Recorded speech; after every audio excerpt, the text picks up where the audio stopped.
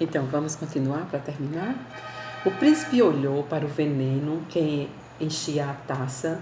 Era escuro, sombrio e cheirava mal. Ele estava aterrorizado e com muito nojo daquilo.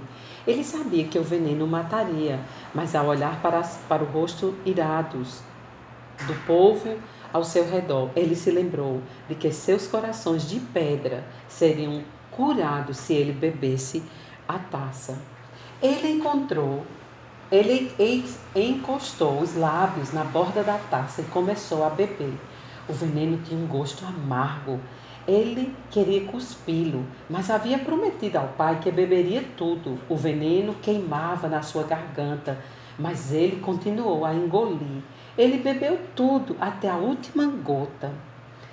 Quando já tinha bebido todo o veneno, o príncipe curvou a cabeça, fechou os olhos e morreu. Ele caiu no chão ao lado da fonte. Ao cair, o homem da capa escura riu de alegria, porque achou que havia matado o filho do rei. E todo o povo deu um grande grito de vitória. Olha só os desenhos.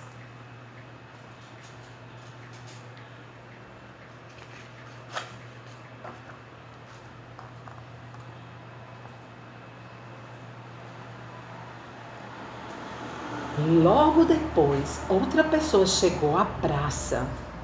Era um homem que usava uma capa branca e brilhante, tão brilhante que ninguém podia olhar para ela. Conforme ele andava, o chão tremia. Quando ele se aproximou da fonte, o homem da capa escura parou de rir. Um desespero, ele tentou proteger os olhos da luminosidade que vinha da capa do homem, mas era impossível. Ele começou a fugir e quando corria, ele gritava: "O rei da vida está aqui! Fujam se quiser viver!" Todas as pessoas fugiram, esconderam-se em becos e entraram ao redor da praça. E entradas ao redor da praça. O rei parou ao lado do corpo do príncipe, ajoelhou-se, ele tocou em seu filho. Quando fez isso, o príncipe abriu os olhos. Ele estava vivo novamente. O rei da vida havia trazido o príncipe de volta à vida. Olha só.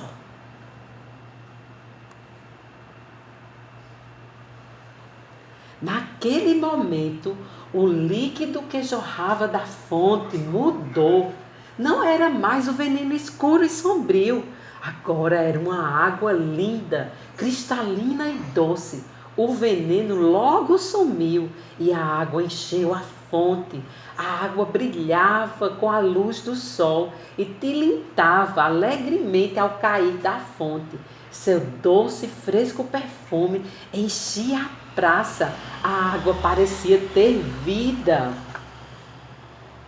O príncipe se levantou e pegou a taça de ouro, indo em direção à fonte, ergueu a taça e encheu por completo com a água que caía da fonte. Ele então se voltou para as pessoas e ofereceu a taça a elas. "Se alguém tiver sede, venha e beba", disse ele. E o vento parecia carregar suas palavras pela praça, até as pessoas que lhe assistiam da sombra. Naquele momento, algo incrível aconteceu. Os corações das pessoas começaram a mudar, voltando a ser calorosos e gentis. Os corações de algumas pessoas permaneceram duros e frios, mas por toda a praça, os corações de homens e mulheres, meninos e meninas, idosos e crianças, comerciantes ricos e trabalhadores pobres foram transformados. Lentamente e cheios de temor, aqueles com os corações transformados começaram a se aproximar da fonte. Eles sempre se sentiram repelidos pelo horrível veneno, mas o príncipe e a água que ele oferecia pareciam tão magníficos que eles não podiam se conter. Finalmente, um garotinho se aproximou do príncipe e timidamente pegou a taça. Ele tomou um pequeno gole da água. As pessoas assistiam ansiosamente, mas nada de terrível aconteceu. Ao contrário, o garotinho simplesmente olhou para o rei e o príncipe com amor e gratidão. Ele havia sido ensinado a odiá-los, mas agora aquele ódio não existia mais. Vendo que nada de ruim havia acontecido ao garoto após beber da taça, muitas pessoas rapidamente seguiram o seu exemplo. Elas não queriam mais fugir e se esconder do rei. Ao invés disso, elas beberam da taça de ouro e todos os que bebiam dela louvavam o rei e ao príncipe por tê-los curado.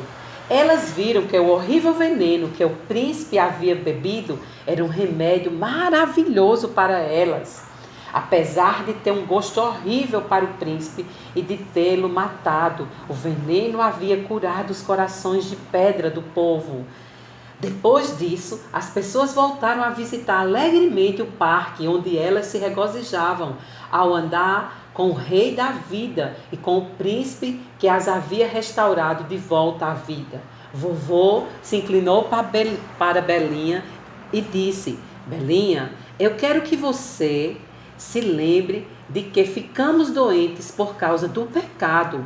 Por isso, o remédio que nos deixa melhor geralmente é feio e tem gosto ruim.